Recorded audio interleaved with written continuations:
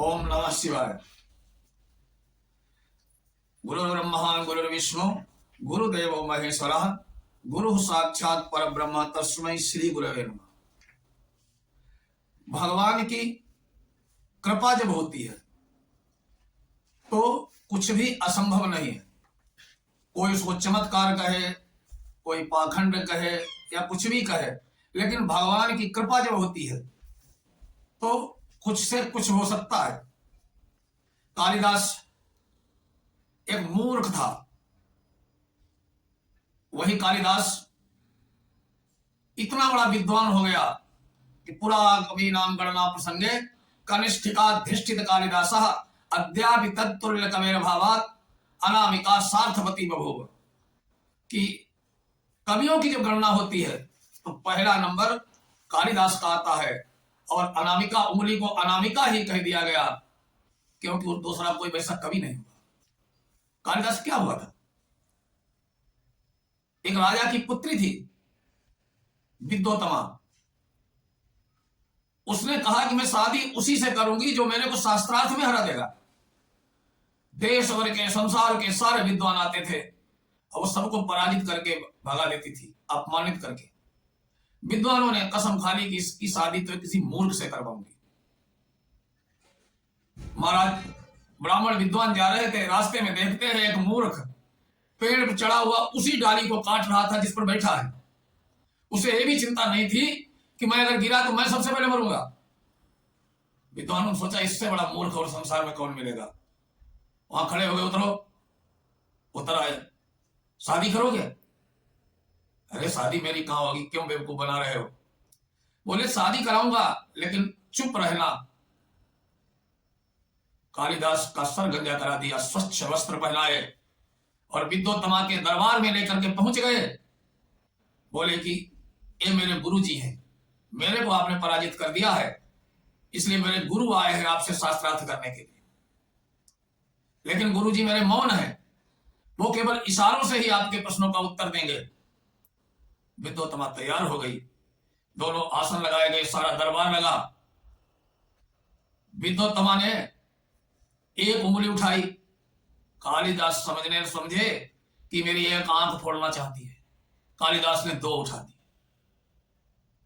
विद्वानों ने उसका फैसला किया, निर्णय किया कि आपने कहा है कि ईश्वर एक है, आत्मा एक है, तो हमारे गुरु जी ने कहा आत्मा के साथ जीवात्मा भी है, इसलिए दो है। विद्योत्तमा ने कहा, ऐसे हाथ उठाया। कालिदास समझा मेरे थप्पड़ मारना चाहती है। उन्होंने घूंसाव बनाया। महाराज विद्योत्तमा बोली ये क्या जवाब है? विद्वान बोले आपने पूछा है कि तत्व पांच हैं, पृथ्वी जल आकाश वायु तेज। तो हमारे गुरु जी का कहना है कि जब पांचों तत्व मिलते हैं तभी तो संसार का निर्माण होता है।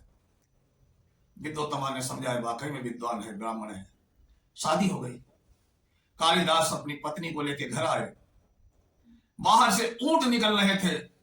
कालिदास मूर्खों जैसा भाग खड़ा हुआ, उष्ट रहा उष्ट रहा उष्ट रहा। ऊंट ऊंट ऊंट कह के भाग लिया। महाराज विद्योत्तमा को बड़ा दुख हुआ, ये तो मेरी शादी भयंकर मूर्ख से हो गई है। उसने कह दिया भाग जाओ, यहां से निकल जाओ। कालिदास को भगा दिया गया उसके घर से। कालिदास भागता हुआ दुखी मन से जाकर के माता काली के चरणों में पड़ गया। अपनी जीभ काट के चढ़ा दी माता काली पर कि मेरी इस वाणी से जो शब्द निकले उससे मेरी धर्मपत्नी को कष्ट हुआ है। हे मां, आप ही मेरा सहारा है। काली माता प्रसन्न हो गई और विद्वान वरदान दिया। कविता की, विद्वता की अनंत शक्ति प्रदान कर दी भगवती काली ने। वो कालिदास बन गए। कालिदास घर में आए, दरवाजा बंद था। कालिदास संस्कृत में बोले अनावृत कपाटम द्वारम देहि, दरवाजा खोलो, रास्ता दो। महाराज विद्योत्तमा ने अंदर से आवाज दी, अस्ति कश्चित वा विशेषः, लगता है इसकी वाणी में कोई विशेषता आ गई है। राजा महाराज कालिदास को दरवाजा खोल के स्वागत किया। क्योंकि शास्त्रों में भी कहा गया कि जा पर कृपा और राम की होई, ता पर कृपा कर ही सब कोई। और कालिदास पर तो भगवती जगजननी की अनंत कृपा हो गई थी। महाराज कालिदास ने अपनी पत्नी के द्वारा बताए हुए बोले हुए 3 शब्दों से 3 महान ग्रंथों की रचना कर दी। अस्ति शब्द पहले बोला था कि अस्ति उत्तरस्याम दिशि देवतात्मा हिमालयो नाम नगाधिराजा। कुमार संभव नाटक संस्कृत का महान ग्रंथ लिख दिया।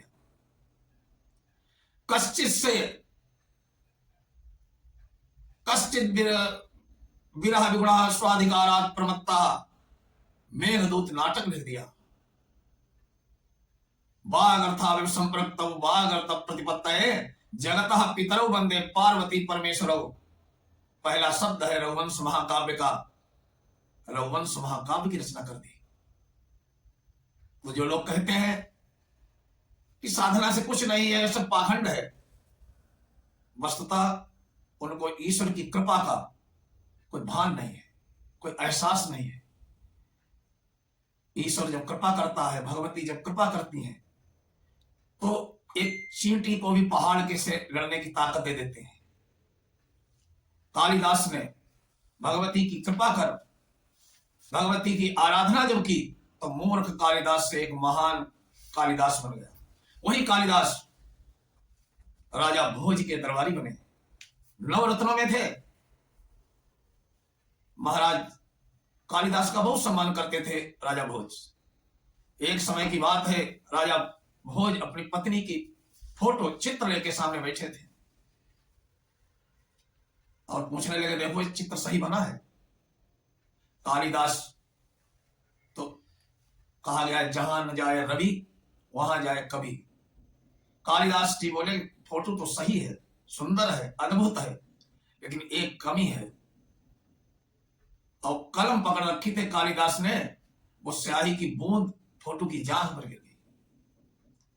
महाराज भोज बोले क्या कर दिया? बोले यही कमी रह गई थी, यहां पर तिल है महारानी के। राजा भोज को बड़ा क्रोध आ गया, शंका हो गई कि कहीं ऐसा तो नहीं मेरी महारानी से इनका कोई संबंध है। राज्य से निकाल दिया। लेकिन वफादार हो तो कालिदास जैसा। कालिदास जंगल में घूमने लगे, लेकिन राज्य के प्रति निष्ठा, प्रेम, विश्वास नहीं छोड़ा। राजा भोज के दरबार से जब कालिदास जी चले गए तो महाराज सुनसान जैसा हो गया। राजा भोज परेशान हो गए।